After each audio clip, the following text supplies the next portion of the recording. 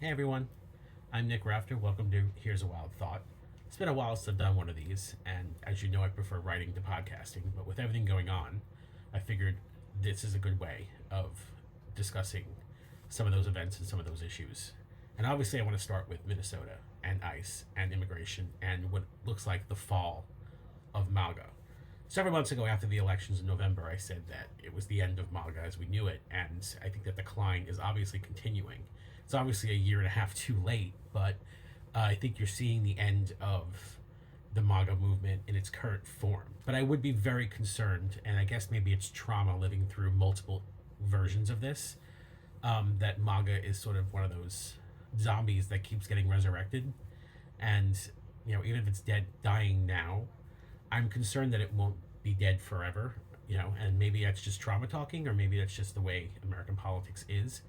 But I want to connect that a little bit to what's going on in Minnesota because, obviously we're back where we were in the first Trump term, where the public opinion has shifted against Trump's tough immigration policies and some of his tougher enforcement policies. Democrats now are talking about the need to get rid of ICE, to get rid of some of Trump's immigration policies, to roll them back, go after some of his immigration officials like Kristi Noem and Stephen Miller.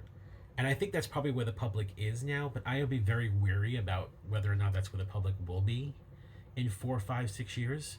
When I bring that up a lot to some people on the left, they like to sort of accuse me of being a concern troll or of being a centrist and whatever else they accuse me of. I will say that I think the public zeitgeist is shifting away from MAGA really fast, even on immigration issues, even on enforcement issues. And I think Trump, as I predicted he would, has really sort of wasted whatever little mandate he had and completely blew it. And I've heard this even from some Trump supporters who believe that he's completely blown his second term at this point, and he's probably never going to recover. I think that's good for Democrats. It's good for progressives, but I think you're going to see Democrats tread a little carefully on this, having already been bit once, and actually multiple times if you go back beyond the first Trump term, on the public shifting unexpectedly in from the right to the left, especially on immigration issues. And so while I think they're going to go after ICE, I'm concerned that some of the more progressive messaging on ICE and on immigration might cause the public to reconsider supporting some Democratic Party officials and candidates. I'm not saying they're gonna lose the House or the Republicans are gonna keep the Congress or whatever. I don't think it's gonna happen. But I'm going to talk about this in an article later on, probably this week or next week. But the Democrats sort of have a ceiling as to what they can win nationally because so many parts of the country are so right wing that it's hard to break through. I think a lot of Democrats will be worried about overreaching on anti-ICE, pro-immigrant policy, even as the political winds turned against Trump on this. And I'll get into that in an article later on this week. But I want to talk about for a moment what I think the best messaging for Democrats going forward on ICE and immigration is. Abolish ICE is always one of those phrases that people are worried about. That's kind of like defund the police or, there's no gender or whatever other leftist phrases hurt Democrats in the past. But I think you could get away with campaigning on abolish ICE as a policy, providing that you don't make it come across as abolish immigration enforcement completely. There is still polling that shows that the public supports the idea of mass deportations and deporting illegal immigrants, and especially deporting immigrants who are accused of committing crimes stateside. But I think you could sort of turn it, abolish ICE, to be more of a pro-immigrant idea. Recently, I actually had some interesting feedback when I spoke to somebody about how if Kamala Harris was president, she would be tougher on immigration simply because she wouldn't be using ICE as a Gestapo in the way that Donald Trump is. She'd be using it for its intended purpose. And I realized there was some response to what I would consider to be apolitical swing voters in my social circle on the idea that Trump is bad on immigration because he is misusing the forces that should be used to go after violators of immigration law. He's using ICE rather to go after American citizens and protesters and his political enemies and not enforce immigration law. And so I think if Democrats sort of present the idea that ICE is no longer doing the job it's intended to do, it'd be easier for them to argue that we should abolish it. ICE has not been around very long. It's only been around since 2003. Before ICE existed, the immigration enforcement was done through INS and through with the Border Patrol under the auspices of the Department of Justice. Once the Department of Homeland Security was created after 9/11, ICE was created and put under the Department of Homeland Security. I think that and you could go as far as to get rid of the Department of Homeland Security completely, but I don't think we're going to do that. I think you could have a form of immigration enforcement still under DHS. I think it should be under the Department of Justice, to be honest, because it is a law enforcement thing. But you could keep it under DHS, and you could create. You have to create a new agency. You could just roll it up to INS, but you would probably have to get rid of ICE in its current form. And the argument that Democrats should make on this is that ICE has lost credibility. Under Trump's second term, it no longer has the credibility it had before. In March 2025, ICE had a plus 17 favorability rating with Americans, voters. It was popular back then. Law enforcement agencies are usually very popular. They usually are able to withstand negative press and bad things that they do. We've seen that with the police. We've seen that with the military. And so, ICE is not as sacrosanct, but it definitely, as a law enforcement agency, it's hard to make it seem unpopular, especially a year or two ago when people wanted tougher immigration policy coming out of the Biden administration. ICE now has a negative 17 favorability rate according to some polls, and it's going down even more.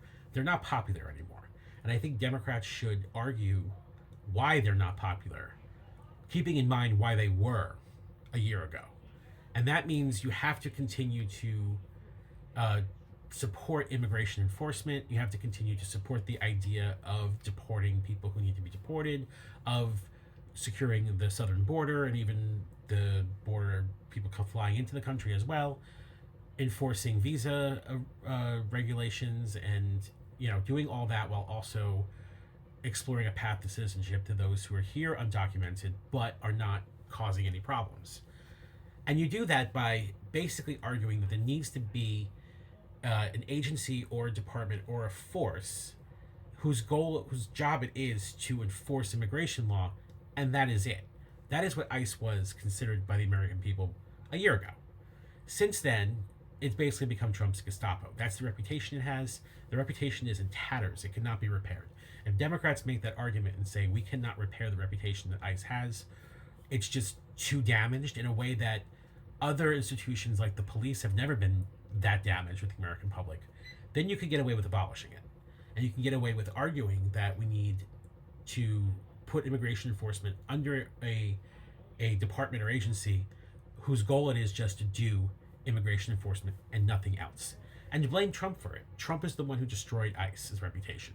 Trump is the one who made immigration enforcement unpopular again. The shift from 1 year ago to now, it just shows you how badly Donald Trump has failed at this. And it's not just him. It's his administration. It's people like Stephen Miller. It's Kristi Noem. It's the people he put in charge, Tom Homan, Bovino. The people he put in charge of doing this have utterly failed at doing it. Now, I can get into a long diatribe as to why I think they failed. I think what you have with the Trump administration is a bunch of people who don't care about politics of things. They care about power. They're not concerned about winning elections in the future. They're not concerned about their own personal reputations. To some extent, that's what makes them so popular with a large subset of voters, is that they don't care about political concerns. They care about just doing what they should do. We're in a democracy, though, that's not how it's supposed to function. Democracies exist in that politicians are supposed to be influenced by the will of the people. And so if things have a political cost, you don't do them. And that's the way democracy should function. And yes, that makes politicians look like, they have no principles, or they're just doing whatever is popular, and they have no real vision. But that is how a democracy should function. And in the case of the Trump administration now, they're doing things with absolutely no regard whether or not it's going to hurt their party in the next elections, or already has. It's a little scary in that regard, because it makes it seem like they're not planning on ever leaving office, but that's a whole other issue that we'll have to deal with, down the line. But I think that what you have with them now is this attitude of, we won, you can't take our victory back, you can't do anything about us, you have to deal with us for another 3 more years. And so, sucks for you. We're going to do what we want. And that's what you're seeing with a lot of their actions now. I think this is probably going to backfire on Republicans in a very horrible way in the next few election cycles. I think you're going to see at least the next 3 election cycles be very damaging for Republicans, similar to what happened at the end of the Bush administration, where 06, 07, and 08 was such bad cycles for Republicans. Actually, 05, 06, 07, 08 was 4 straight years. Because I think there was tremendous fatigue among the electorate for the Bush administration and for that version of the Republican Party that played out even in the John McCain campaign and why he lost so big. And the Tea Party rebranded the party. I think you're seeing that something similar with Republicans, where people are just getting MAGA fatigue. And it's going to grow worse and worse and worse for them. Trump is going to be a cancer to the party going forward. But he doesn't care. And nobody attached to him cares, because a lot of them don't have any political futures anyway. Kristi Noem is never going to be president. Maybe she goes back to South Dakota and runs for the Senate or something, which is fine because South Dakota is a red state. Stephen Miller has no future political prospects. Nobody in that administration, except maybe J.D. Vance and Marco Rubio, have any potential future political prospects. And so they're not going to worry about what's in the future. And any of them who do have political prospects, by the way, anyone in the Trump administration who may have a political future, that political future is going to happen in a red state that will never turn against MAGA. So a state like Mississippi or, South Dakota or Idaho or perhaps even Florida. And so they're not really operating in political concerns. Now, those who are, though, are the Republicans in the Senate and in the House and also in the state level who are going to face a wipeout in November. And I think you're going to see people like Susan Collins in Maine, or some of the Republican congressmen who are in jeopardy, like some of the members in Pennsylvania who are in marginal seats facing tough opponents. Mike Lawler up in the Hudson Valley in New York, some of the California members, some of the members in the Midwest, in Iowa and Wisconsin, who might face political defeat, are going to start to sort of walk away from MAGA as things move on and go forward. A lot will depend on what happens in November. If Democrats romp in the election, you're going to probably see a real turn in terms of how the public reacts to MAGA. I think one of the things that kept Trump alive is that, as bad as the 2018 elections were for Republicans, they weren't catastrophic. They actually gained seats in the Senate. They held on to many state governments, and they were able to sort of hold on to power in many parts of the country. It was clear that, as bad as things were, they could have been a lot worse. If this midterm is a 2006 level wipeout or 2010 level wipeout, what it was for the Democrats, I think you're going to see people sort of give up on MAGA. The other reason for this is that Trump can't run again. Even though he says he's going to run again, he can't. In 2018, Trump's reelection was still a realistic thing. Even after 2020, it was always, people were always reminded of the fact that Trump could still run again in 2024, and he did. He's done. Not only is he done politically, but he's also 80 years old. He's clearly in mental decline. His health is declining. The days of Donald Trump existing as head of the Republican Party are numbered. There's no reason going forward, if Democrats win the midterms, to back him up, because the next time Republicans have a chance to face voters, he'll be out of office. It'll be the 2028 election. He's not running in it. J.D. Vance or Marco Rubio probably will be, and he'll no longer really be that much of a factor, and he might even be around. And so you might see the beginning of the end of MAGA. It's already happening, but the real end of it happening then. Then what's interesting is whether or not Donald Trump tries to, restore his legacy by working with a Democratic Congress on something like immigration reform or some sort of populist economic policy, whether it's union policy or something like that, because he has nothing else to lose. He has no loyalty to the Republican Party. He has no loyalty to Republican politicians, and maybe somebody talks him into, maybe Mayor Mamdani, because they're friends now, talks him into being a progressive for like 5 minutes. This is all just pipe dreams. I don't think it's going to happen. I think Trump is too deluded for that to ever happen. And I also think that he's not really running things at the moment. I think this is a Stephen Miller presidency and will be as long as he's in the White House. And then when he's gone, I don't know who takes after him, but certainly J.D. Vance wants to win a Republican primary in 2028. So, somebody will take the reins from Donald Trump, and he's just going to exist as a figurehead. So we don't get too excited about that. But it's a possibility. It's something worth thinking about when you go to the polls in November. The other thing I want to talk about really quickly is what's going on here in New York. As you can see outside my window, over here, there it is, it snowed. We had our first big snowstorm in about 4 years in New York. And the first one I think most people here can remember. One of the things I've written about before is that every new mayor who takes office in New York, they always get tested with a snowstorm. Ed Koch in 1978, Rudy Giuliani in 1994, Bill de Blasio in 2014, Eric Adams in 2021. We all had major snowstorms the first few months they were in office. And plowing the streets and clearing the streets of snow is something that has been the downfall of mayors before. John Lindsay in 1969 failed to adequately clear the streets in the outer boroughs. He was a Manhattan limousine liberal, so the working class outer boroughs, that dynamic played out badly, and Lindsay, his reputation was just in tatters after that. Mike Bloomberg in 2010, same thing. We had a snowstorm day after Christmas where was unexpected amount of snow. Half the sanitation department was on vacation. Bloomberg was in Bermuda. The streets didn't get plowed for a week. And so there was a lot of concern over how Mayor Mamdani would handle this first snowstorm. And interestingly, handled it pretty well. The streets are clear. But there's been some interesting criticism over how slow it's taking to clear sidewalks and bus stops, which I think is funny because having lived through, 10 of larger snowstorms than this in my time growing up here, those bus stops and sidewalks are rarely cleared very fast. Crosswalks are never cleared. There's always an issue sort of maneuvering around the city by foot in the days and even the weeks after a major snowstorm. And this week it's even worse because usually after we get a major snowstorm, usually it's a coastal storm. And what follows a coastal storm 2 or 3 days later is usually a warm-up. The trough, meteorologists can explain this better than I can, but a trough moves out, a ridge moves in, we get 45-degree weather for a few days, and all the snow melts.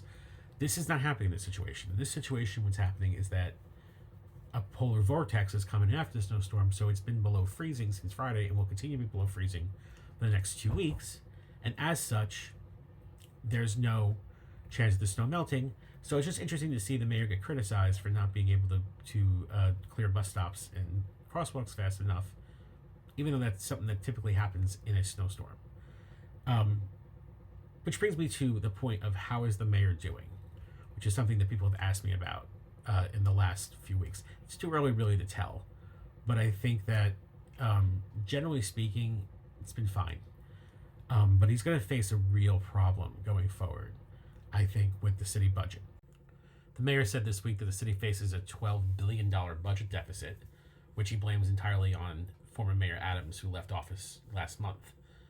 And it's interesting, though, that he didn't know this was coming, especially considering his alliance with Brad Lander, who's now running for Congress, who was the city controller up until January 1st. As city controller, he should have known that the city finances were in such a state of disarray, but apparently he didn't. Lander, of course, has been criticized by a lot of people for being more focused on his ambitions rather than his job as city controller in the last term.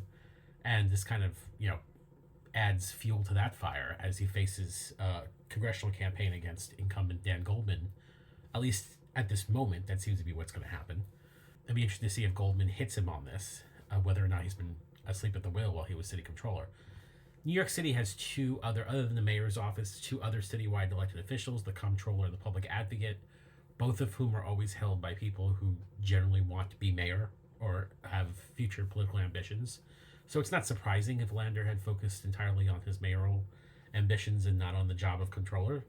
My opinion is the last person who really did the job of controller to the extent that they actually wanted to do it was John Liu back in the early 2010s. Although Scott Stringer seemed to take the job seriously as controller, even though he had further ambitions. Nevertheless, this does throw a wrench in a lot of Mayor Mamdani's first-term agenda.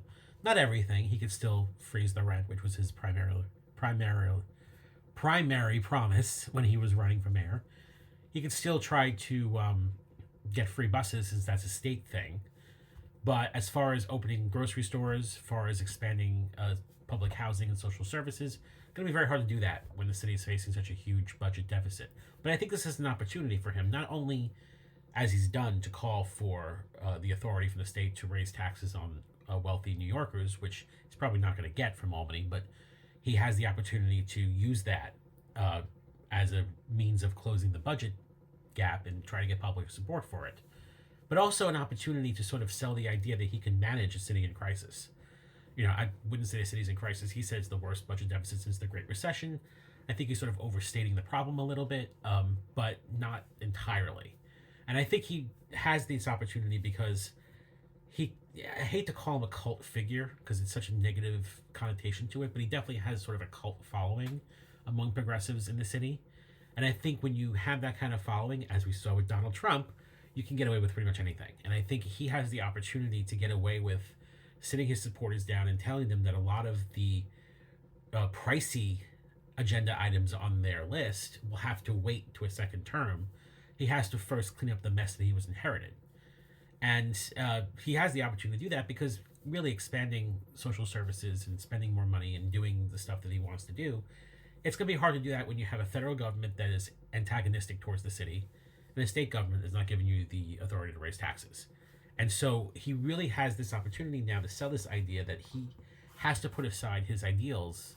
I shouldn't say ideals, but his favorite agenda items and his idealist vision for the time being until he can sort of right the ship. And then when he can, he can use that as a catalyst to run for re-election in 2029 and use his second term to build a lot of those legacy items. And possibly by that point, there's Democratic trifecta in Washington willing to work with him. There's more progressives in Albany willing to work with him. And he might have a better luck at delivering on those items in a second term if he can use the first term to prove that he can manage the job. And that's the opportunity I think he faces before him. It's going to require a lot of sacrifice. It's going to require a lot of betrayal from his own supporters, I think. But the opportunity is there before him, and I think that's how he should look at it.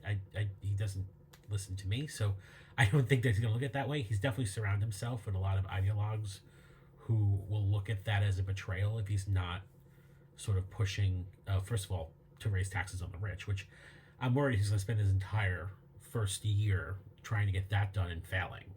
And I really think that's one of those things where if you don't get it this year, you should probably give up on it for the foreseeable future because it's gonna be a failure. And I think everyone is sort of waiting for the Mamdani failure. This goes back to the snowstorm that we just had.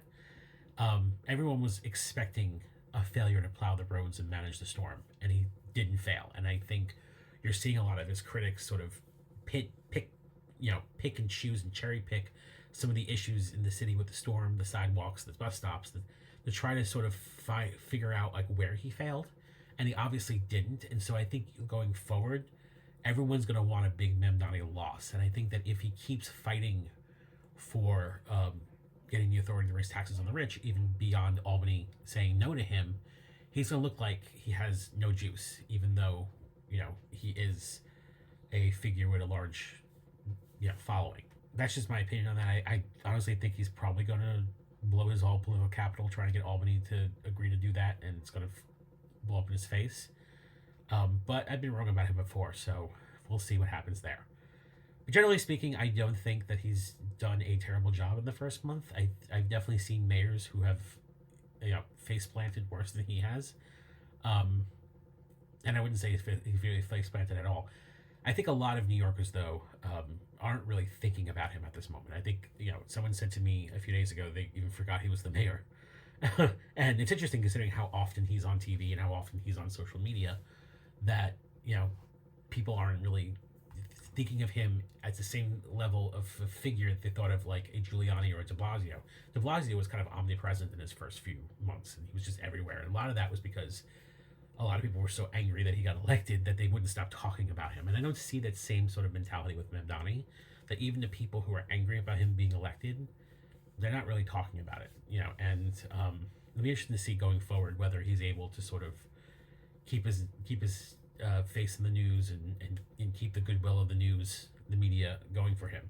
I said this before. The one thing he has going for him is that the New York City media does not hate him the way they hated Bill de Blasio. They hated Bill de Blasio, and they don't have the same reaction to Mamdani. They seem to like him. The reason why they like him more than they like de Blasio is that Mamdani isn't going after, the sacrosanct policies that the media is very protective of in the city, specifically law and order. He sort of put his law and order policies to the side. There's been a whole discussion whether or not he's going to disband the SRGs and the NYPD. He didn't do that. They arrested a bunch of anti-ICE protesters at a hotel in Lower Manhattan yesterday.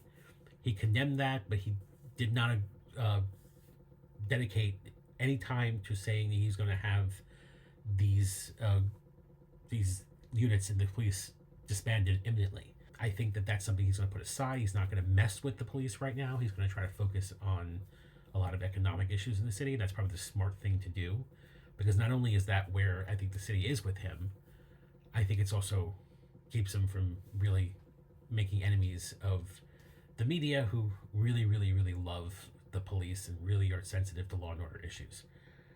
So that's my take going forward. I'll be following the administration as it moves forward, and we'll see how that plays out. And check out my article coming up either this weekend or early next week about the hole the Democrats find themselves in nationally, where even if they do manage to win back the population and the country, it's going to be hard for them to translate that into electoral victories, because having a 68% favorability rating in 11 states is not going to win you the Senate or even the House, or at least not a sustainable majority. So I'll go state by state and discuss that, and so take a look out, keep an eye out for that. And if you want to reach out to me, you know where to find me. And thanks for watching and listening, and stay warm. If you're on the East Coast, count yourself lucky if you're on the West Coast, and we'll see you soon.